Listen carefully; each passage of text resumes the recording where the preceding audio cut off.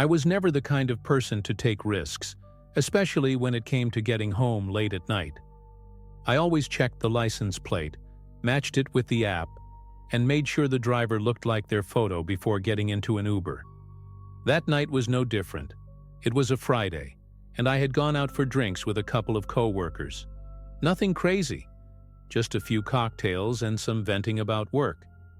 Around midnight, I decided to call it a night and booked a ride home. The driver's name was Eric, and his car was a dark blue Toyota Camry. The license plate matched. Everything seemed fine. The first 15 minutes were uneventful. The radio was playing some generic pop song at a low volume, and the driver barely spoke. I was tired, scrolling through my phone, occasionally glancing up to make sure we were on the right route. I lived in a quiet suburban neighborhood, about 20 minutes from downtown. The streets were mostly empty this late, just the occasional headlights flashing past. I wasn't worried until we passed the street leading to my house. "Hey, I think you missed my turn," I said, looking up from my phone. He didn't respond. His hands were locked tight on the wheel, his knuckles pale. A strange unease crawled up my spine. Maybe he didn't hear me. I cleared my throat and spoke louder. "Hey, my turn was back there. You need to—" My voice trailed off when I saw his face in the rearview mirror. His expression was completely blank, like he was staring right through the windshield at something far away. A hollow, empty look. The kind of look that made my skin prickle. I felt a slow, creeping panic start to rise in my chest. I reached for the door handle instinctively, ready to get out if I needed to, but it didn't budge. The child locks were on. My pulse pounded in my ears. My first thought was to call 911. I fumbled for my phone, my fingers clumsy with panic, and pulled up the dial screen. As my thumb hovered over the call button, the driver finally spoke for the first time since I got in. His voice was low, controlled. "Put it down." That was all he said. Just 2 words. But the way he said them, the cold finality in his tone, sent a wave of cold terror crashing through me. I froze. My breath caught in my throat as I glanced up at him. He didn't turn his head, didn't even blink, just kept his eyes fixed on the road ahead. My phone was still in my hand, my thumb trembling over the screen. I could feel my heartbeat in my fingertips. "Put it down," he repeated, his voice eerily calm. This time, I did. Not because I wanted to, but because my body had stopped listening to me. My brain was screaming at me to do something, anything, but my hands went limp, my muscles locked tight with fear. The city lights were disappearing behind us, replaced by long, dark stretches of road. I wasn't just being taken past my house, I was being taken somewhere else entirely. The realization made my stomach turn. I swallowed hard, forcing my voice to sound steady. "Look, if there's a problem with the app, I can just update the drop-off location," I said, trying to sound casual, like this was some kind of misunderstanding. He didn't react. His hands stayed glued to the wheel, his face unreadable. The silence was suffocating. The only sound was the low hum of the engine and the rhythmic thump of my own pulse. I started scanning my surroundings, looking for something, anything that might help. The road was lined with trees, no houses in sight, just endless asphalt stretching ahead. My mind raced through my options. If I screamed, would anyone hear me? If I lunged for the wheel, could I make him lose control? My body was shaking so badly, I wasn't sure I'd even be able to move fast enough. I needed a plan, something smart, something that wouldn't get me killed. Then I saw it, an intersection up ahead, with a red light glowing in the distance. The first stop in miles. My chance. I forced a breath, steadying myself. If the car stopped, I had to act fast. I tensed, gripping the strap of my bag like an anchor, counting down the seconds as the traffic light got closer. 50 feet, 30, 10. The car was still moving too fast, He wasn't stopping. The realization hit me like ice water. He wasn't planning to stop. My stomach twisted as the red light loomed closer, and I had to think fast. If he wasn't going to slow down, that meant he wasn't expecting me to act. That was my advantage. I shifted slightly in my seat, positioning myself just right, every nerve in my body bracing for what I was about to do. The second we reached the intersection, I moved. I threw my entire weight against the back of his seat, yanking at the steering wheel as hard as I could. The car jerked violently to the side, tires screeching against the asphalt. A horn blared. Another car speeding through the intersection barely missed us, its headlights flashing like a warning. The sudden impact sent my body slamming against the door, pain shooting through my shoulder, but I didn't care. I reached for the lock, yanking it up over and over, hoping, praying. The car skidded to a stop. Before I could react, his hand shot out, grabbing a fistful of my coat. He was strong, too strong. I thrashed, kicked at the dashboard, clawed at his arm, but his grip tightened.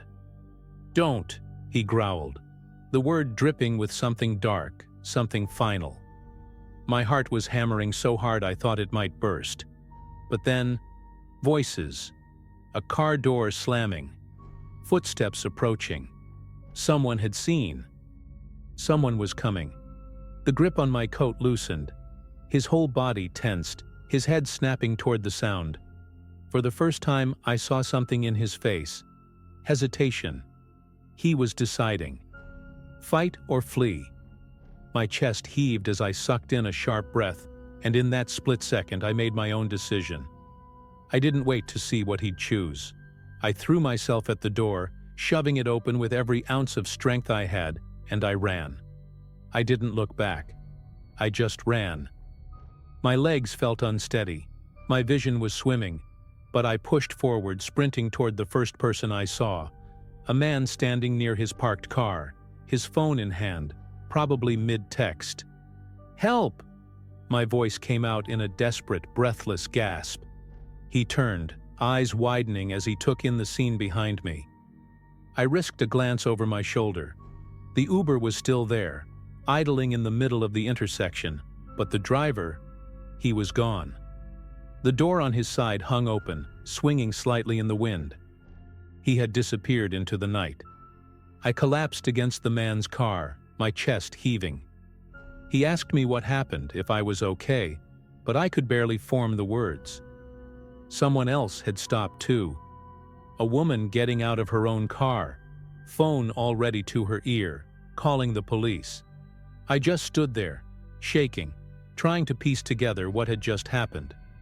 The officers arrived within minutes. They asked for my name, my phone, details about the driver. But when they ran the license plate through their system, something didn't add up. The car I had gotten into, the car I had checked, the one that matched my app, was registered to a completely different person, a man who had reported it stolen 3 days earlier. I felt sick. The real Eric, the Uber driver I had booked, was never the one who picked me up. Whoever had been behind that wheel had either hacked the app or somehow intercepted my ride. But the scariest part, they never found him. The police searched the area, checked nearby cameras, even tracked the stolen car when it was eventually abandoned 2 towns over. But the driver had vanished, just like he had that night. No arrests, no suspects, nothing. That was 6 months ago. I still take Ubers, but only in broad daylight, only with friends, and I never ever stop checking the driver's face against the app. But sometimes, late at night, when I'm walking to my car or waiting for a ride, I get this feeling, like someone's watching me, like a set of eyes is locked on me from a car parked just out of sight, waiting for me to step too close. And every time I feel it, I remember that stolen Toyota Camry, the driver's empty stare, and the sound of his voice in the dark. Put it down.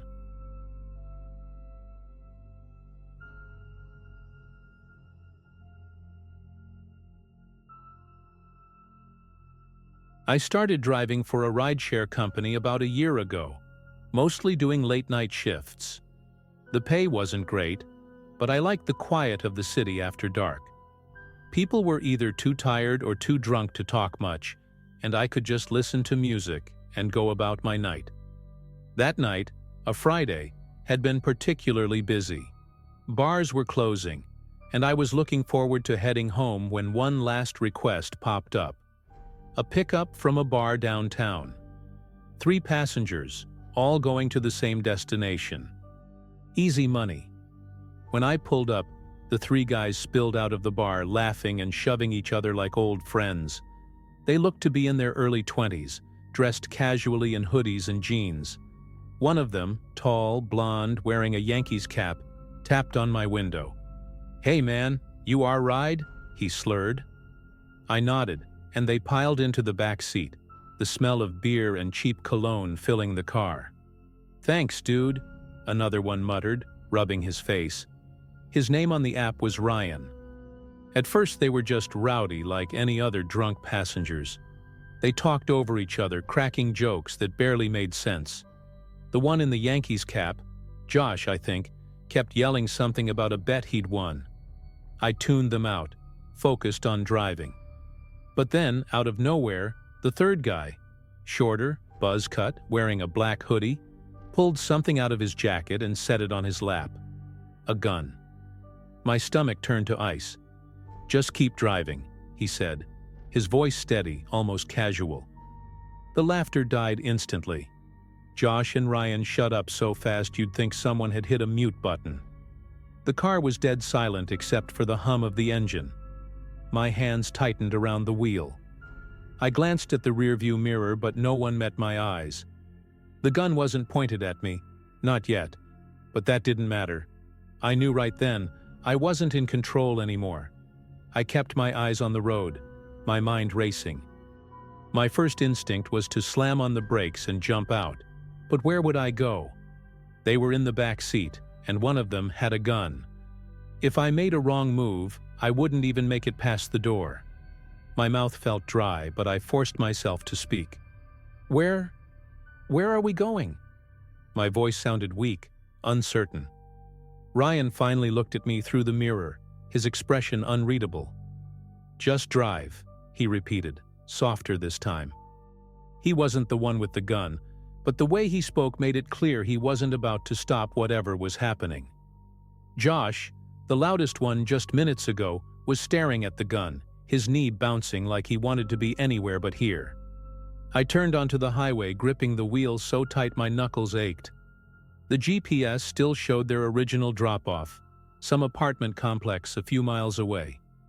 Maybe this was just a scare. Maybe they just wanted to mess with me, but why? Drunk idiots did a lot of stupid things, but this didn't feel like a prank. It felt planned, deliberate. The guy with the gun, buzz cut as I started calling him in my head, leaned forward slightly. "You're gonna take the next exit," he said, voice calm, like we were just having a normal conversation. I hesitated for a second too long. "Did you hear me?" His tone sharpened.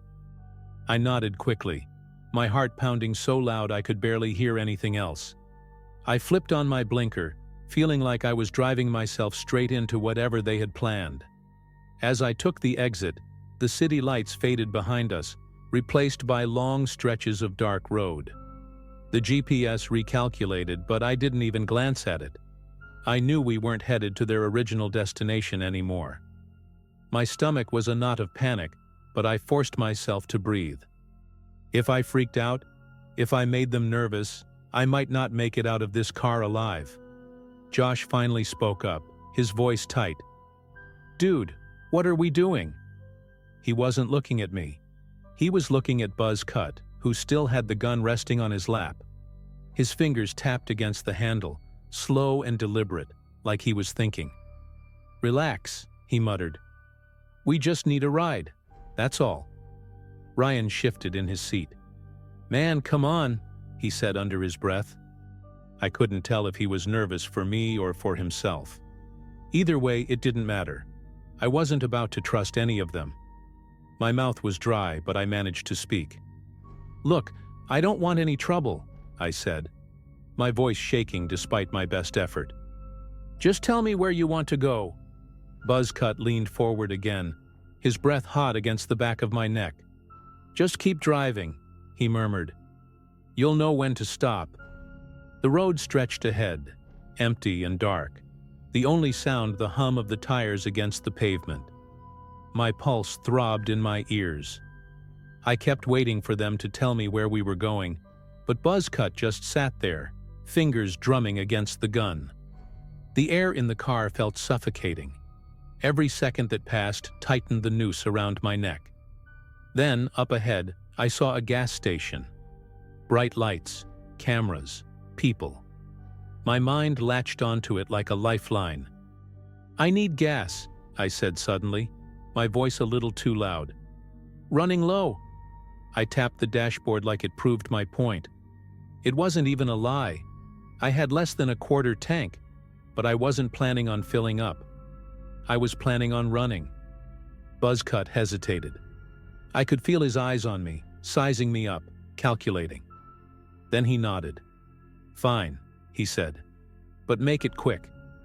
I pulled in, my hands trembling as I put the car in park. The station wasn't crowded, but there were enough people around to give me a chance. I stepped out, trying to keep my movements slow, normal. Then, the second my feet hit the pavement, I bolted. I ran straight into the store, waving my arms, shouting.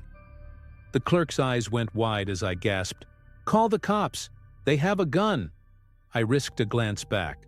Buzzcut was already climbing out of the car, but the second he saw where I was, he froze. He wasn't stupid. A security camera blinked above the door.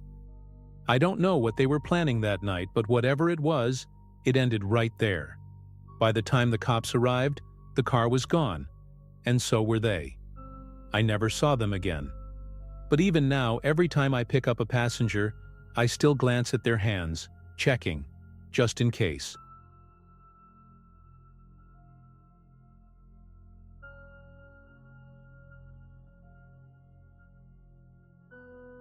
I've been a rideshare driver for a few years now, mostly working late nights because the fares are better and the traffic is lighter. It's not the safest gig, but I've learned how to handle myself. Trust your instincts, keep the doors locked until you confirm the rider, and always stay aware of your surroundings.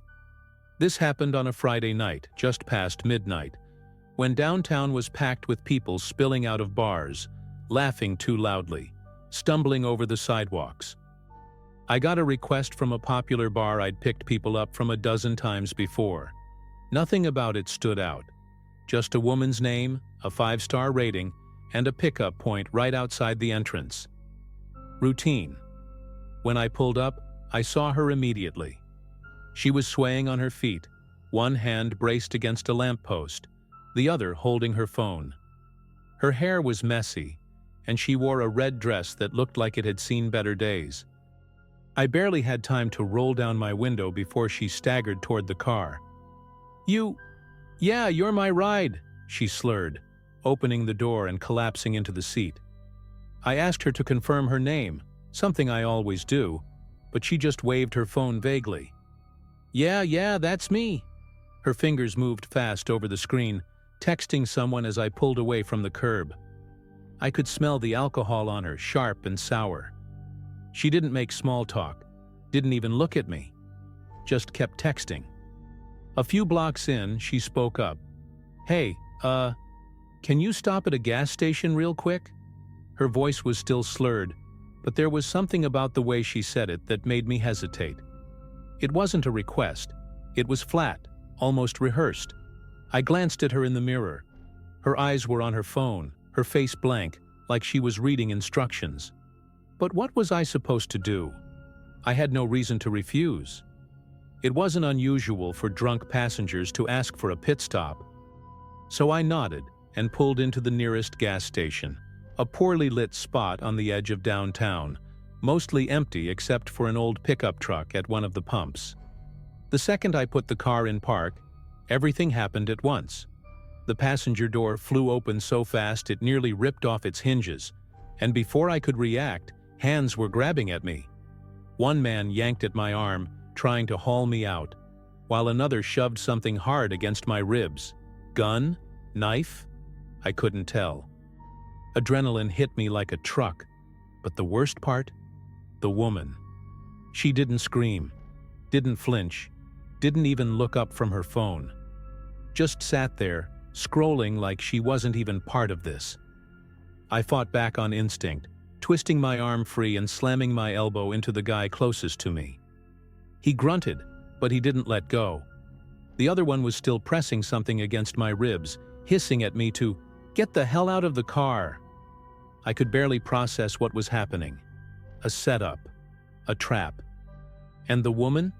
Still motionless, her fingers tapping away like she was texting someone updates. My mind raced. If they got me out, I was done. I'd heard stories, drivers disappearing, cars found abandoned miles away. I wasn't about to be one of them. I slammed my foot on the gas, hard. The car lurched forward and the guy outside the passenger door lost his grip, stumbling backward. The other one, who'd been leaning in through my side, let out a shout as the sudden movement threw him off balance. I twisted the wheel, shaking him loose. I didn't care if the door was still open, if the woman was still inside. My only thought was getting the hell out of there. Tires screeched against the pavement as I shot toward the street, my hands gripping the wheel so tightly my knuckles ached. For a split second I thought I was in the clear. Then, from the corner of my eye, I saw movement. The woman. She wasn't drunk, not even close. She was sitting up straight now, her expression eerily calm. And she was still holding her phone. Except this time, she wasn't texting. She was dialing. Calling someone. "Where the hell are you taking me?" she asked, her voice completely different now, sober, sharp. My stomach dropped. This wasn't over. I didn't answer. I couldn't. My mind was scrambling for options. If I stopped, they'd catch up. If I kept driving, then what? She was still in the car. Was she armed? Would she try to grab the wheel? I reached for my phone with one hand, fumbling to call 911, but before I could hit the button, she did something that sent pure ice down my spine. She smiled, a slow, knowing smile. "You should pull over," she said, voice light, almost playful. "You don't want them to have to chase you." Every instinct in me screamed, "Don't stop." I gritted my teeth, my heart hammering as I pushed the car faster, weaving through empty downtown streets. I didn't know where I was going, just away. But then she laughed. A soft, almost amused chuckle, like I was the one being ridiculous. "You think this is gonna end well for you?" she murmured, tilting her head. Her calmness was worse than any threat. Like she knew something I didn't. Like she was just waiting for the inevitable. I didn't answer. I was too busy scanning for an escape, a police station, another gas station, anywhere with cameras and people. That's when I spotted the red and blue glow of a cop car parked up ahead. Engine off, the officer inside probably taking a break. My pulse jumped. I yanked the wheel, swerving hard toward the curb, and slammed on the brakes right behind him. Before the car even came to a full stop, I threw it in park and lunged for the door. But she was faster. Before I could step out, she leaned over and unlocked my door from the inside. And for a split second, my blood ran cold because how did she know to do that? Most passengers don't even notice the child lock switch. But she knew. She knew exactly how my car worked. I barely had time to react before she flung her own door open and bolted into the night, disappearing between buildings before the officer even realized what was happening.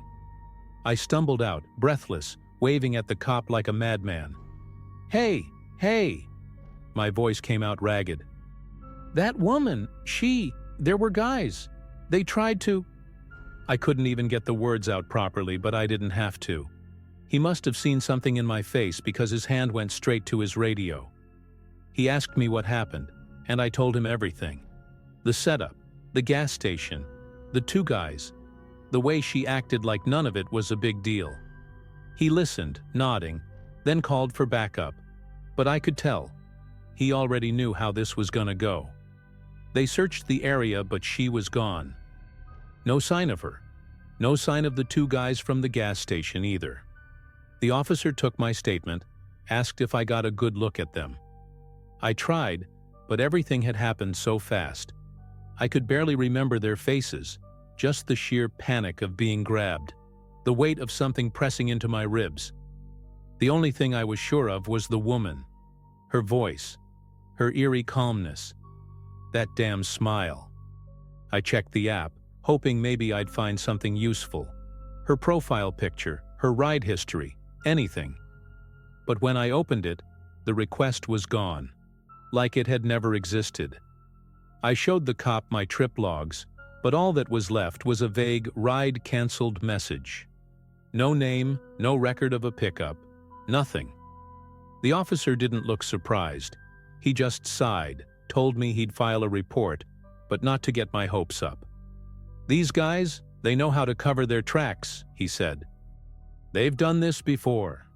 That was the part that messed with me the most. They'd done this before. How many other drivers had been lured the same way? How many had stopped at some quiet gas station, thinking it was just another drunk passenger needing a break, only to be yanked out of their seat and… what? What was their plan for me? I still don't know. And that's the worst part. The not knowing. The way she just sat there, scrolling her phone like it was all routine. Like I was just another name on a list. After that night, I changed how I work. I never take late-night pickups from bars anymore.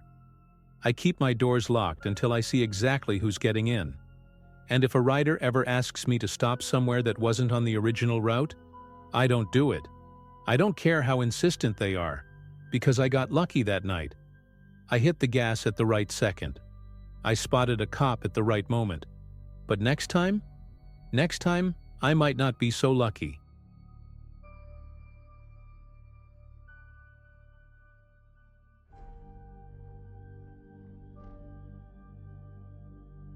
I've been driving for rideshare apps for about 3 years now, mostly at night.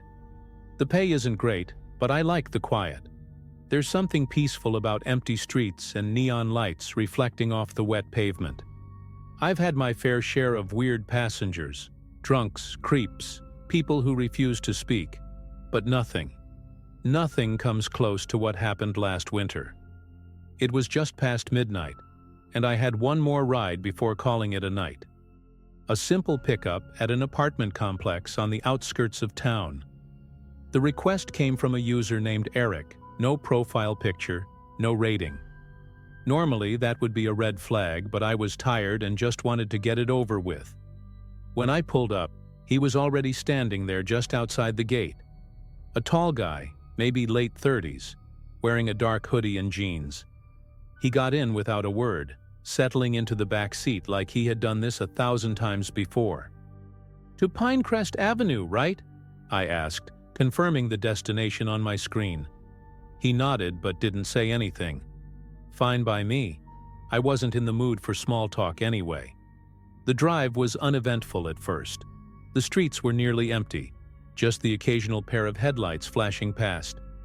The guy sat completely still in the back, hands resting on his lap, his face barely visible in the rearview mirror. Something about him felt off. I couldn't put my finger on it, but there was this tension in the air, like when a thunderstorm is about to hit. We reached Pinecrest Avenue faster than I expected. I slowed down, pulling up in front of a row of dark houses. "All right, we're here," I said, waiting for him to step out. He didn't move. He didn't even reach for the door handle. Instead, he just sat there staring at me through the mirror.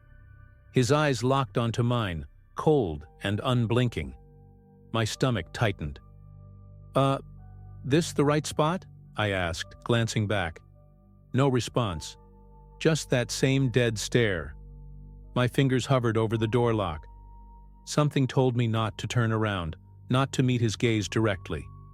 Then, finally, he spoke. A single word. "Drive." I let out a short, nervous laugh, thinking maybe he had put in the wrong address. "Did you mean to go somewhere else?" I asked, trying to keep my voice steady. Nothing. Just silence. He didn't fumble for his phone, didn't offer an explanation. He just kept looking at me through the mirror, completely still. The air in the car felt thicker, heavier, like I was suddenly trapped in a space much smaller than before.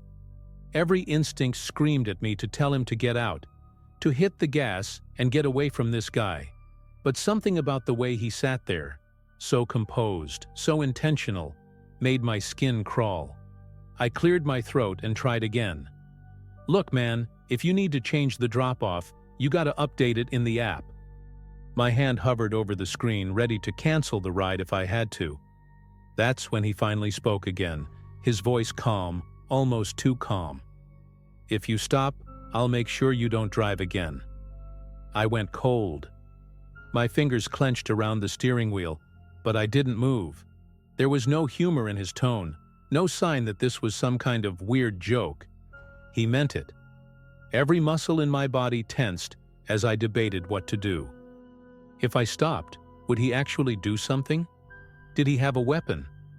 My mind raced through possibilities, none of them good. The streets around us were dead.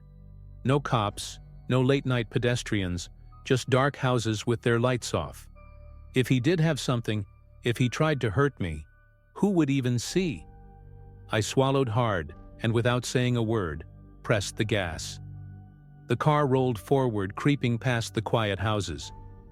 My brain screamed at me to pull over, but my gut told me not to. Something wasn't right with this guy.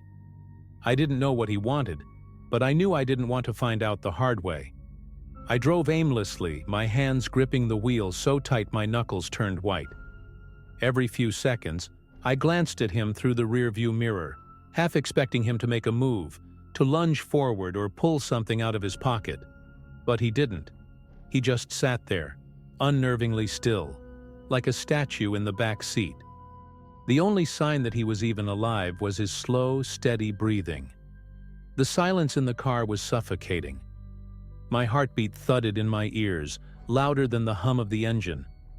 I thought about flooring it to the nearest police station, but I didn't know if he'd let me.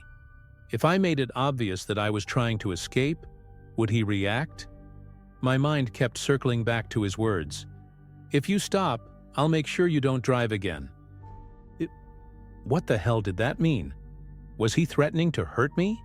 To kill me? Or was it something worse? I swallowed hard, my mouth dry as I turned onto an empty stretch of road leading out of the neighborhood. If I kept going, I'd hit the highway soon. Maybe that was my best shot. Keep moving, get near civilization, figure something out. Then, out of nowhere, he let out a long, slow exhale. "You don't get it," he muttered, his voice barely above a whisper. My stomach twisted. "Get what?" My pulse pounded as I dared to glance at him again. He wasn't looking at me anymore. His head was slightly tilted, eyes focused on something outside the window. But there was nothing there. Just darkness, endless and empty. My fingers twitched on the steering wheel.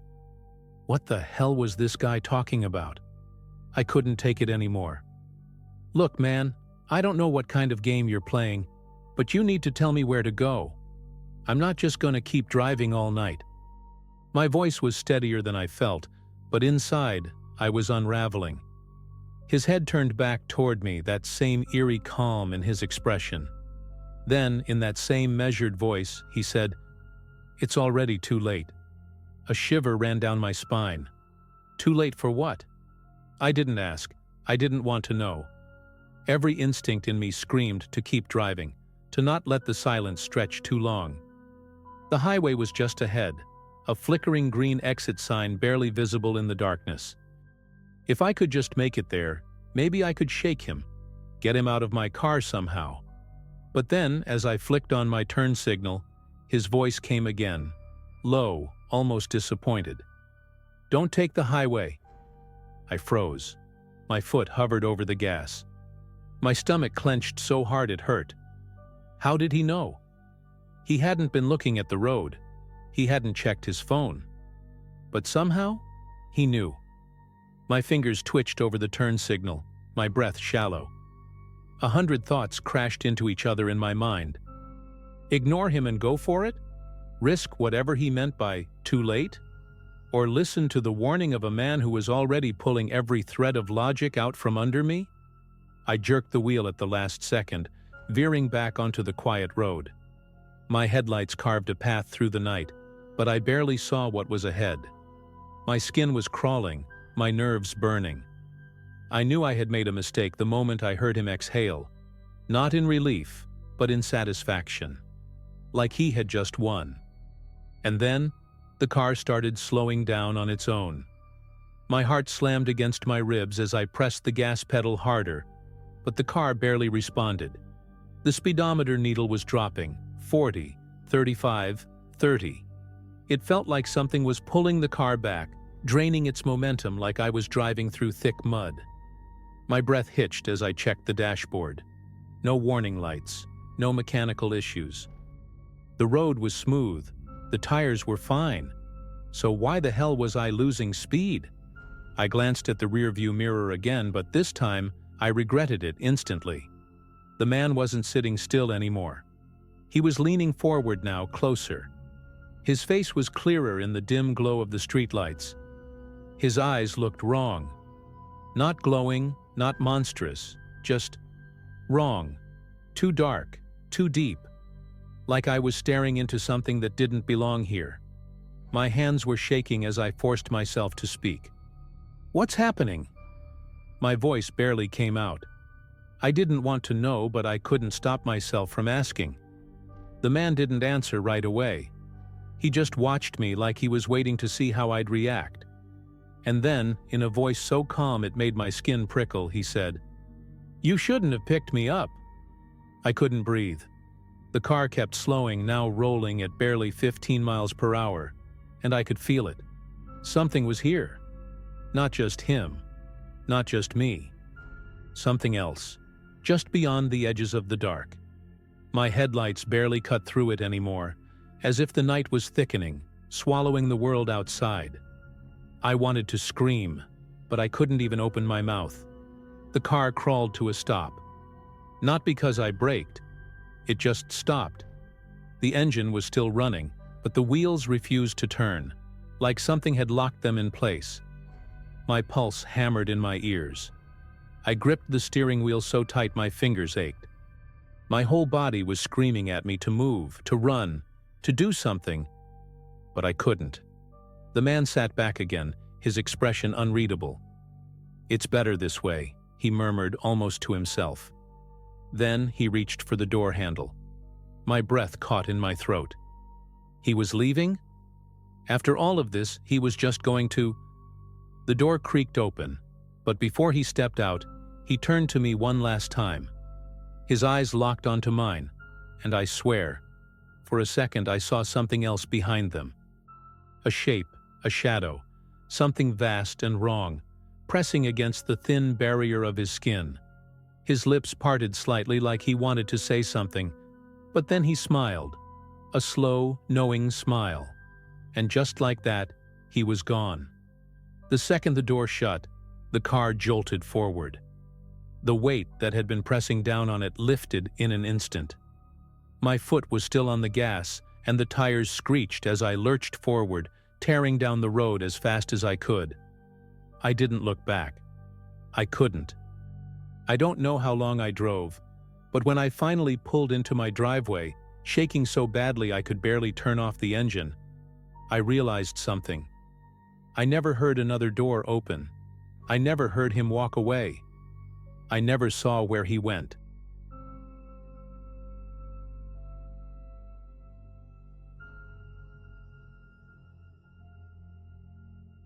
I started doing food delivery about 6 months ago to make some extra cash.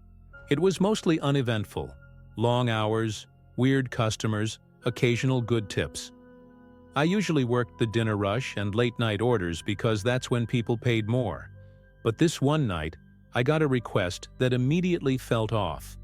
It was past 1 a.m., and the drop-off location wasn't a house or an apartment. It was a pin on a map, just a random pull-off on a dark highway outside town.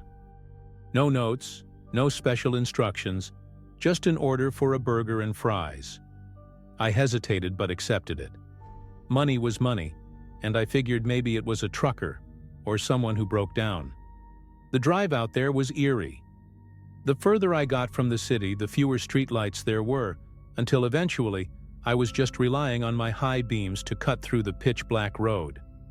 The delivery app's GPS led me to a small gravel pull-off near a dense tree line. No cars, no buildings, just empty road and dark woods stretching endlessly on both sides.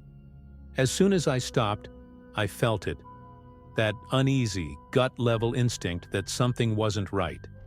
I kept the engine running and locked my doors, scanning my mirrors. A minute later, a man emerged from the darkness, walking toward my car. He was tall, maybe late 30s, wearing jeans and a hoodie with the hood pulled up. He stopped just outside the glow of my headlights and motioned for me to roll my window down. I cracked it an inch. "Hey, you got my order?" His voice was flat, unreadable. I held up the bag. "Yeah, mobile order for, Brian?" I read the name off the app, though I doubted it was real. The guy nodded but didn't reach for the food. Instead, he took a step closer. "I just need you to step out for a sec. Need to verify the order." That set off every alarm in my head. No one had ever asked me to get out of the car before. "Nah, man, I think we're good. The order's paid for. I'll just hand it to you." He didn't move, didn't blink, just stood there, hands in his pockets, like he was waiting for something. The silence stretched, the night air pressing in around us. I felt my pulse pick up, my fingers tightening around the wheel. Then, out of the corner of my eye, I saw movement. Two dark figures slipping out from the tree line, heading straight for my car. My stomach dropped. I barely caught a glimpse of them, just dark shapes moving fast, cutting through the shadows between the trees. But that was enough.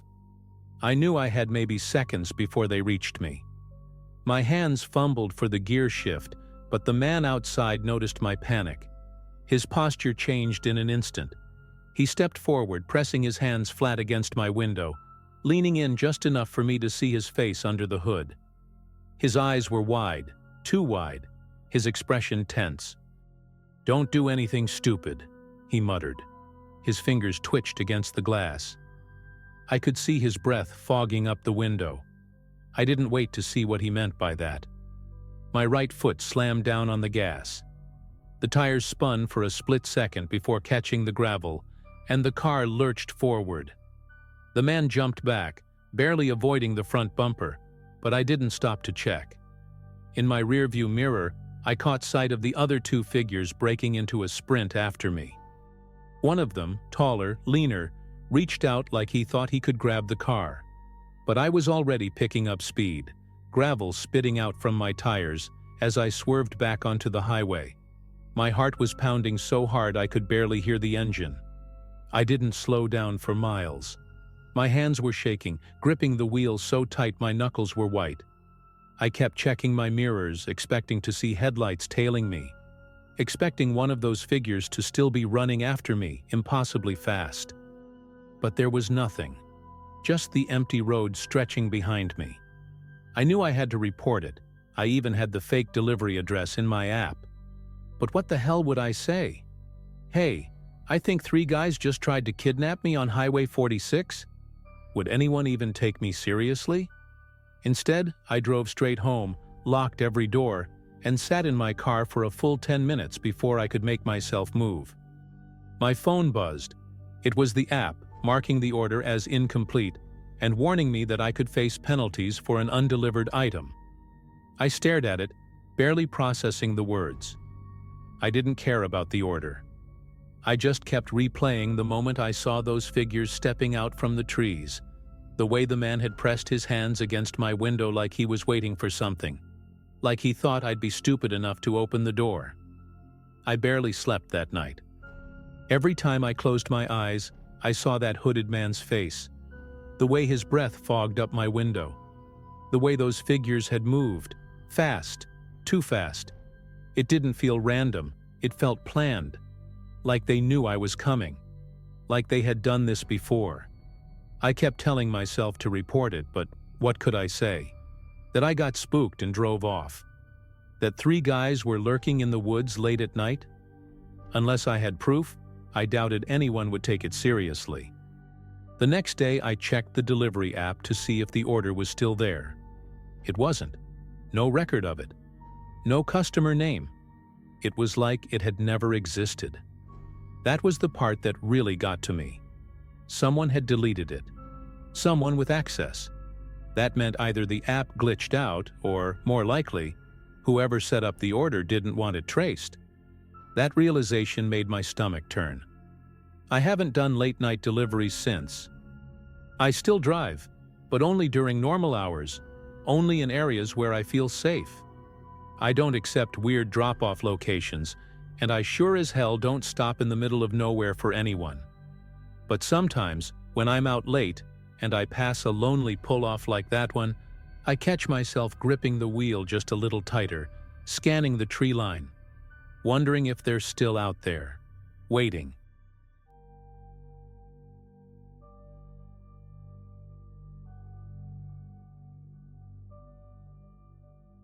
I was a sophomore in college when it happened. It was late October, just starting to get cold, and I had spent the night out with friends at a bar near campus. I wasn't drunk, just tipsy enough to feel warm and giggly as I stepped outside, the night air hitting my face.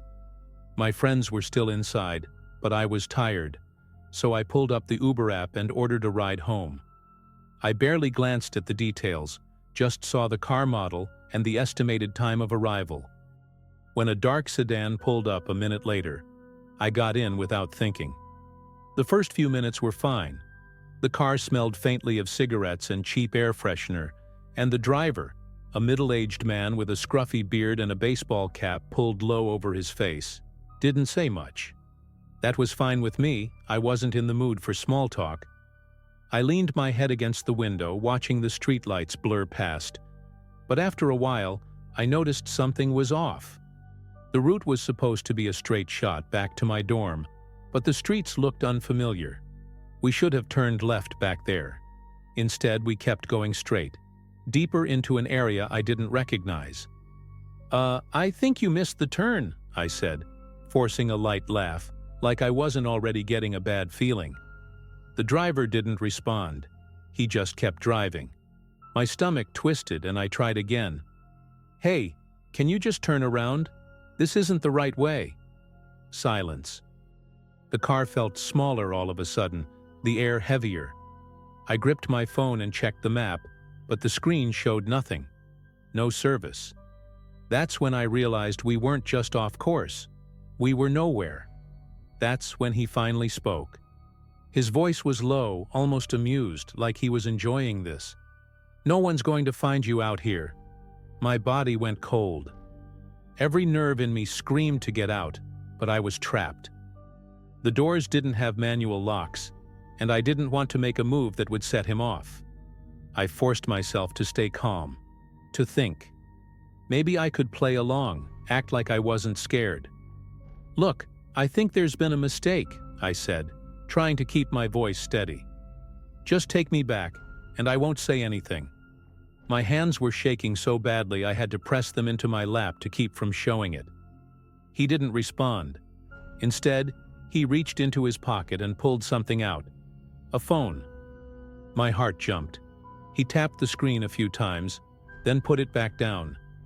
What was he doing? Texting someone? Setting something up? I glanced at the road ahead. It was dark. No streetlights, no houses. Just trees on both sides. My mind raced through every horror story I had ever heard, and suddenly, I knew. I couldn't wait. If I didn't act now, I might never get the chance. I shifted slightly, bracing myself. Then, before I could overthink it, I reached for the door handle and yanked. Locked. I fumbled for the button, but before I could hit it, the car swerved violently, throwing me against the door. "Don't," he snapped, his voice sharp now, all amusement gone. His hands were gripping the wheel so tight his knuckles were white. My breath came in short gasps, my chest tight with panic. But something about the way he reacted told me one thing. He didn't want me to fight. That meant I had power. He expected me to freeze, to be too scared to act. I wasn't going to give him that. My fingers curled around my phone, and I did the only thing I could think of. I pressed the emergency call button, even though I had no service. Maybe it wouldn't go through, but maybe it would. Maybe it was enough to make him think it would. The second I hit the emergency button, his eyes flicked to me in the rearview mirror. He saw what I was doing. His jaw clenched, and for a split second, I thought he was going to reach back and grab me. But then he did something I didn't expect. He slammed the brakes. Hard.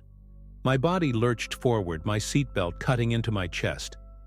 The car skidded on the gravel road, tires kicking up dust. And then, just like that, we were stopped. For a long moment, neither of us moved. My heartbeat was a hammer in my ears. I gripped my phone so tightly my knuckles ached. Then, without a word, he reached over and unlocked the door. "Get out," he said. His voice was flat, like he had lost interest. Like I wasn't even worth the trouble anymore. I didn't hesitate. I threw the door open and stumbled out, nearly tripping over myself. My legs felt weak, but I ran. I didn't know where I was going, I just ran, my breath coming in ragged gulps, my shoes slipping on the uneven dirt road. Behind me, I heard the car reverse, gravel crunching beneath the tires. By the time I turned around, the red taillights were fading into the darkness. He was gone. It took me nearly an hour to find help. Eventually, I made it to a gas station, shaking so badly I could barely talk as I told the clerk what happened. The cops were called, but they never found him. The Uber ride never showed up in my history. The car I got into? It wasn't the one I ordered. And to this day, I still wonder, was he planning to let me go all along? Or did I just get lucky?